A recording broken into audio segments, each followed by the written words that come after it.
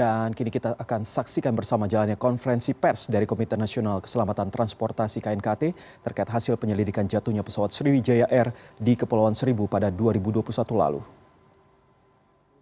Ataupun yang mengikuti pertemuan ini melalui online, siang ini kami akan menyampaikan laporan akhir hasil investigasi kecelakaan pesawat udara Boeing 737 nomor penerbangan SJ182 yang terjadi pada 9 Januari 2021 di perairan Kepulauan Seribu.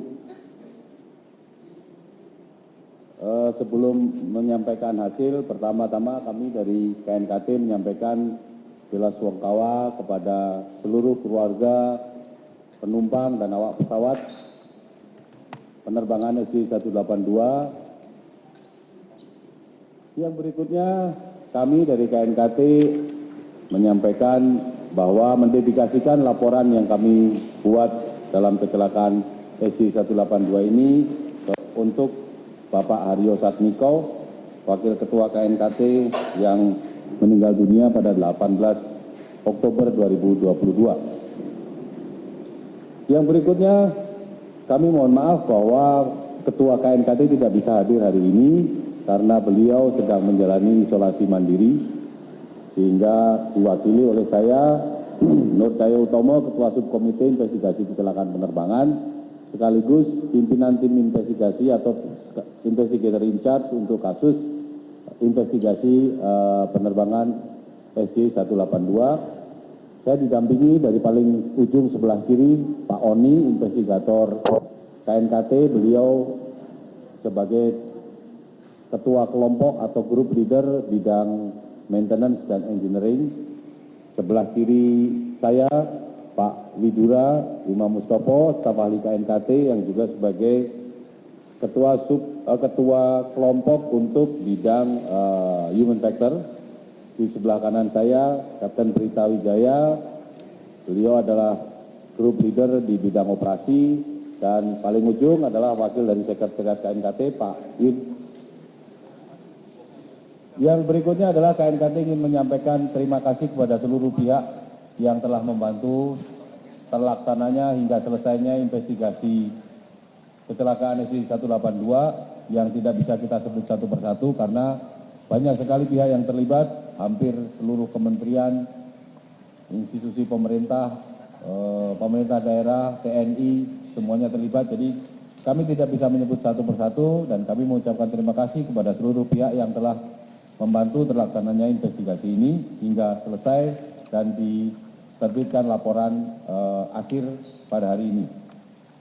Sebagai pengingat bahwa kami KNKT melakukan investigasi mengikuti dasar hukum sesuai dengan Undang-Undang Nomor 1 Tahun 2009 tentang penerbangan, di mana pasal 357 mengatakan bahwa investigasi dilakukan untuk tujuan untuk menentukan penyebab kecelakaan dan mencegah kecelakaan dengan penyebab yang sama. Pasal 359 menyatakan bahwa hasil investigasi tidak dapat digunakan sebagai alat bukti dalam proses peradilan. Jadi investigasi KNKT lebih ditujukan sebagai mendapatkan pembelajaran atau lesson learned untuk keselamatan penerbangan. Berikutnya, dalam investigasi penerbangan SJ182 ini, investigasi dipimpin oleh KNKT dan kita mengikuti protokol dari ICAO Annex 13, di mana salah satunya mengizinkan peran serta dari beberapa negara, antara lain negara yang mendesain dan membuat pesawat, dalam hari ini Amerika Serikat, yang diwakili oleh National Transportation Safety Board atau NTSB. NTSB juga dibantu oleh Federal Aviation Administration, otoritas badan penerbangan Amerika. Kemudian juga dibantu oleh Boeing sebagai pabrikan pesawat dan dibantu oleh General Electric sebagai pabrik pembuat mesin. Dalam investigasi ini KNKT juga dibantu oleh Transport Safety Investigation Bureau atau TSIB dari Singapura. Kerjasama ini berdasarkan dari perjanjian kerjasama ASEAN, di mana negara anggota ASEAN akan saling membantu negara yang lain yang sedang melakukan investigasi. KNKT juga dibantu oleh Air Accident Investigation Branch atau AAIB dari Inggris. Hal ini terkait dengan beberapa komponen yang pemeriksaannya dilakukan di pabrikan, yang pabrikannya kebetulan berada di Inggris. Hal ini terkait beberapa komponen komputer yang kita periksa. Berikutnya data yang kita peroleh untuk investigasi. Jadi kita sudah bisa mendapatkan kedua flight recorder atau rekaman penerbangan black box, yaitu terdiri dari flight data recorder dan cockpit voice recorder. Dan datanya sudah berhasil diunduh di fasilitas black box-nya KNKT. FDR merekam atau flight data recorder merekam 370 parameter selama 27 jam penerbangan, termasuk di dalamnya penerbangan yang mengalami kecelakaan. Kemudian cockpit voice recorder ini merekam 4 kanal selama 2 jam, namun demikian kanal 2 yang seharusnya merekam suara kapten atau pilot in command tidak merekam suara kapten pada saat terbang. Suara kapten hanya terekam pada saat masih di darat, sedang berkomunikasi dengan engineer di darat pada saat sebelum menyalakan mesin. Kemudian kanal 4 yang harusnya ini adalah cockpit area mic atau mikrofon yang berada di kokpit, merekam seluruh suara yang terjadi di kokpit. Kanal ini tertutup oleh dengungan atau noise pada frekuensi 400 Hz yang akhirnya suara pembicaraan tertutup dan kita tidak bisa mendengar pembicaraan antar pilot yang terjadi pada penerbangan ini. KNKT mencoba kita bisa untuk memfilter dengungan itu, namun karena frekuensinya 400 Hz, apabila dengungan ini kita filter, suara manusia juga akan hilang, jadi tetap kita tidak akan bisa mendengar pembicaraannya, dan kita tidak bisa mengetahui alasan mengapa dengungan ini terjadi atau dari mana asalnya. Karena tidak bisa mendengar suara kapten dan tidak ada pembicaraan yang bisa kita monitor, kita hanya bisa mendengar suara co-pilot dan suara pengatur lalu lintas udara, sehingga kerjasama di kokpit seperti apa kita tidak bisa mengkaji lebih jauh. Dan kami tahu bahwa terjadi komunikasi karena ada beberapa kali di mana co-pilot menjawab pertanyaannya kaptennya, tetapi kaptennya bertanya apa kita tidak tahu, tetapi bahwa di situ terjadi komunikasi, ya kita bisa melihat itu. Selanjutnya tentang kejadiannya sendiri pada tanggal 9 Januari, mungkin ini semua mungkin sudah tahu bahwa pesawat Boeing 737-500 berangkat dari Soekarno-Hatta, Jakarta dengan tujuan Supadio, Pontianak, tinggal landas pada pukul 14.36. Setelah terbang selama kurang lebih 13 menit, pesawat mengalami kecelakaan dan berakhir di perairan Kepulauan Seribu. Seluruh penumpang dan awak pesawatnya meninggal. Ini adalah jalur penerbangan yang kami peroleh dari data flight data recorder. Jaraknya lebih kurang 11 mil dari Bandara Udara Soekarno-Hatta. Lokasi kecelakaannya di sekitar perairan Kepulauan Seribu. Sebelum mulai untuk pembahasan, jadi untuk meningkatkan pemahaman, ingin saya jelaskan terkait bagaimana sistem yang ada di pesawat Boeing 737. Jadi pesawat Boeing 737 ini memiliki dua sistem otomatisasi, yaitu autopilot dan autothrottle. Autopilot ini bisa diatur melalui dua box ini, namanya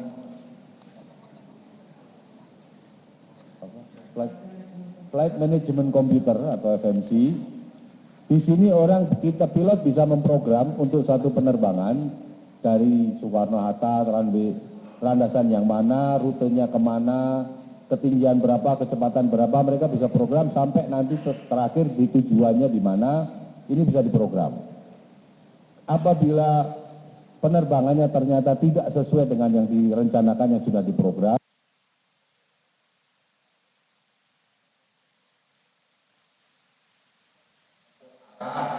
kecepatan, ketinggian, dan lain-lain dengan yang diatur oleh pilotnya. Hasil dari pengaturan autopilot ini bisa terlihat atau muncul di namanya flight instrument. Di situ ada kecepatan, ketinggian, sikap pesawat, kecepatan naik, kecepatan turun, arah dan lain-lain. Ini bisa dilihat dan akan muncul di kiri depannya kapten maupun depannya co-pilot.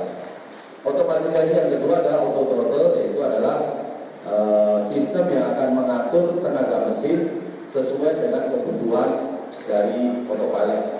Jadi apabila autopilot membutuhkan tenaga mesin tertentu, maka auto throttle akan mengatur untuk mendapatkan atau mesin menghasilkan tenaga sesuai yang dibutuhkan. Pengaturan ini akan menggerakkan throttle dua ini yang di kiri dan kanan ini, ada nomor 1 dan nomor 2. Pengatur tenaga mesin, dia akan bergerak maju atau mundur untuk mendapatkan tenaga yang dibutuhkan. Kemudian hasilnya akan muncul di panel di tengah ini yang menunjukkan berapa tenaga mesin, putaran berapa, kemudian berapa bahan bakarnya, temperatur di dalam mesin dan lain-lain. Ini bisa dilihat di panel di tengah. Kemudian untuk membelokkan pesawat, Boeing 737 ini menggunakan sistem atau memiliki yang namanya aileron yang digunakan untuk memiringkan atau menggulingkan pesawat, dan selanjutnya pesawat akan berbelok. Namun demikian, apabila tenaga dari atau gaya dari aileron ini kurang, maka akan dibuka juga namanya flight spoiler yang posisinya ada di tengah sayap, ini ada di kiri kanan. Nah, kalau memang ini membuka, dia juga akan menghasilkan, membantu untuk membelokkan pesawat. Kendali dari aileron dan flight spoiler ini diatur oleh autopilot. Diharapkan dengan sedikit penjelasan bagaimana sistemnya di pesawat Boeing akan memberikan pemahaman bagaimana kecelakaan terjadi dan bagaimana sistemnya. Berikutnya kami akan menyampaikan visualisasi dari flight data recorder. Jadi ini adalah hasil yang kami peroleh dari aplikasi atau software yang kita miliki. Jadi data dari black box itu kita masukkan ke dalam software, kemudian akan muncul seperti video bagaimana pergerakan pesawat. Sebelum diputar videonya untuk diberikan pemahaman bahwa pertama pesawat ini sudah terbang miring ke kanan, ini penunjuk sikap pesawat miring ke kanan. Kemudian di sini ada mode autopilotnya, di sini tertulis N1, NCP-SPD, HDG-SEL, dan CMD. Di sini muncul arah pesawatnya, ini ketinggian 7.500. Pesawat naik dengan kecepatan naik hampir 4.000 feet per menit. Kemudian ini petunjuk mesin yang tadi saya sampaikan.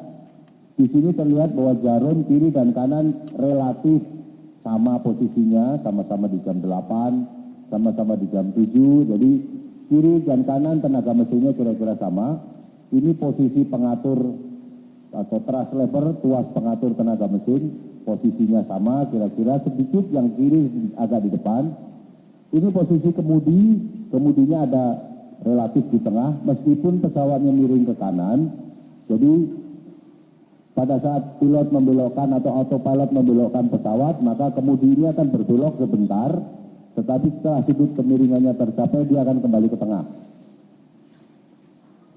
Jadi apa yang terjadi dengan penerbangan itu kira-kira dari hasil flight data recorder, gambarnya adalah seperti ini. Pesawat naik dengan ketinggian atau kecepatan naik 4.000. Di sini berubah, tadinya berubah menjadi PS, ini artinya sudah berubah menjadi diatur melalui MCP. Terlihat di sini throttle yang sebelah kiri mulai mundur, tenaga mesin juga mulai berkurang, kemudi juga sudah mulai berbelok ke kanan. Kemudian kecepatan naik pesawat mulai berkurang, yang tadinya sekitar 4.000 sekarang menjadi sekitar 2.500 dan 2.000. Kemudi semakin berbelok ke kanan. Kemudian di sini pesawat masih berbelok ke kanan, sudutnya kira-kira 15. Berikutnya melewati ketinggian 10.000, kecepatan naik pesawat sudah berkurang menjadi 2.000. Tenaga mesin kembali bergerak ke belakang, yang sebelah kiri, yang kanan tetap. Kemudi berbelok ke kanan.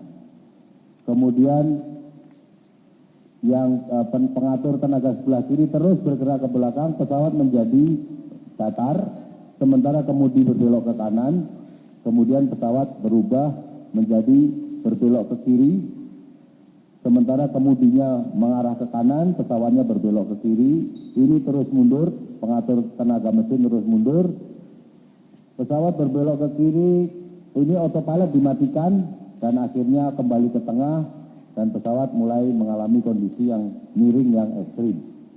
Jadi berdasarkan data ini kita mulai mengkaji atau melihat apa yang terjadi, mengapa terjadi, bagaimana reaksi pilotnya. Ini rekaman tidak sampai dengan akhir, masih ada beberapa saat sebelum akhir rekaman. Tetapi kalau kita lihat di sini bahwa kondisi pesawat miring ke kiri, kemudinya miring ke kiri, kemudian ini sudah mendekati minimum, pesawat sudah turun. Jadi berdasarkan data ini kami melakukan kajian atau analisis dari data yang kami peroleh bahwa pada saat pesawat sedang naik terjadi perubahan mode autopilot yang tadinya menggunakan flight management computer berubah menjadi pengaturan melalui mode control panel, yaitu tadi dengan berubahnya menjadi VS. VS ini diatur oleh pilot yang tadinya secara otomatis diatur oleh pesawat dengan kecepatan naik 4.000 feet per menit menjadi sekitar 2.500-2.000 feet per menit. Jadi kalau kita nanjak untuk mendapatkan kecepatan yang sama dengan tanjakan yang curam, maka membutuhkan tenaga yang lebih besar, tenaga mesin lebih besar. Setelah tanjakannya berkurang, maka otomatis tenaga mesinnya perlu dikurangi untuk bisa mempertahankan kecepatan yang sama. Kira-kira itulah yang terjadi, karena menanjaknya dikurangi, maka tenaga mesinnya berkurang, karena permintaan dari autopilot membutuhkan tenaga yang lebih kecil, sehingga memerintahkan auto throttle untuk mengurangi tenaga mesin. Normalnya, dua-dua thrust lever, pengatur tenaga mesin itu, dua-duanya akan mundur. Namun demikian seperti kita lihat tadi bahwa thrust lever yang kanan tidak bergerak, tetap berada di depan, dan thrust lever yang kiri bergerak ke belakang.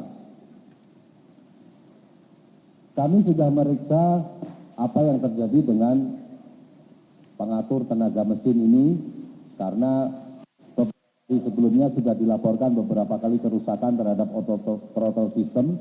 Beberapa komponen sudah dilepas, dan komponen yang dilepas ini kita periksa ke pabrik.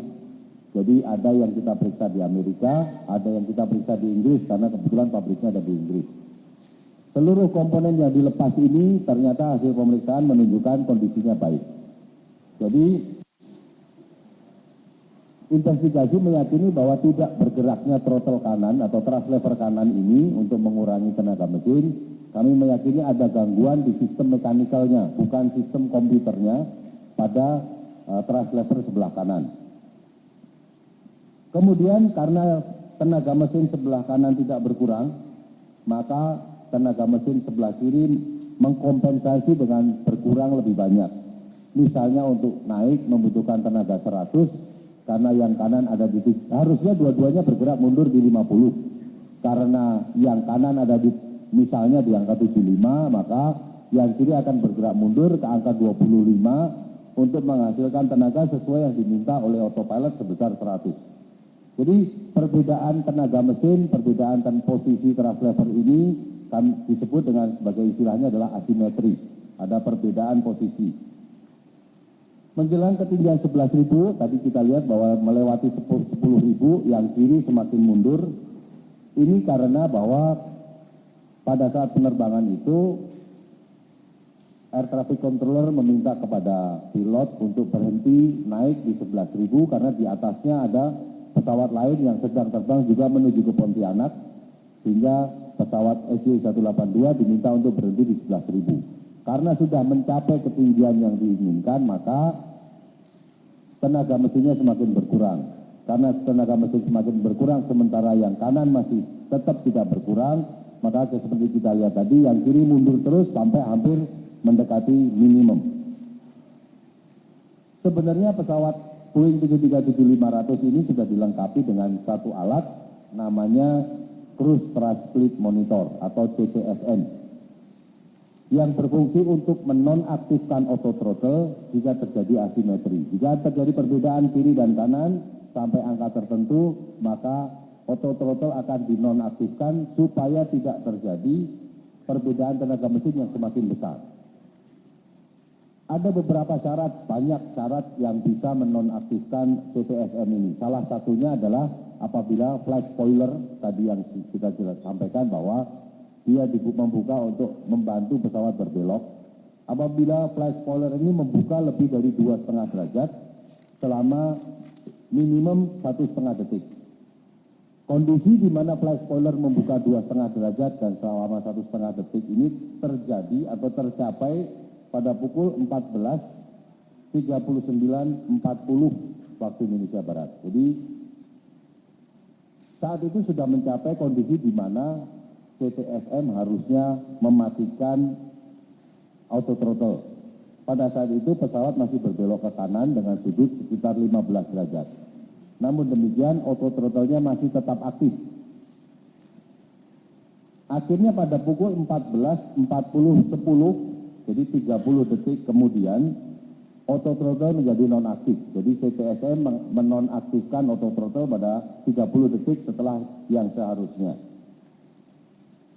Investigasi meyakini bahwa keterlambatan ini disebabkan karena ada pengaturan flight spoiler yang tidak sesuai, sehingga pembukaan sudut yang... Itu tadi konferensi pers yang dilakukan oleh KNKT, yang saat ini sedang berbicara adalah Nur Cahyo Utomo, Ketua Subkomite Investigasi Kecelakaan Penerbangan KNKT. Ada beberapa poin yang sempat saya rangkum dari pernyataan dari Nur Cahyo Utomo, di mana investigasi KNKT ini lebih mendapatkan pembelajaran untuk keselamatan penerbangan, bukan untuk barang bukti di persidangan.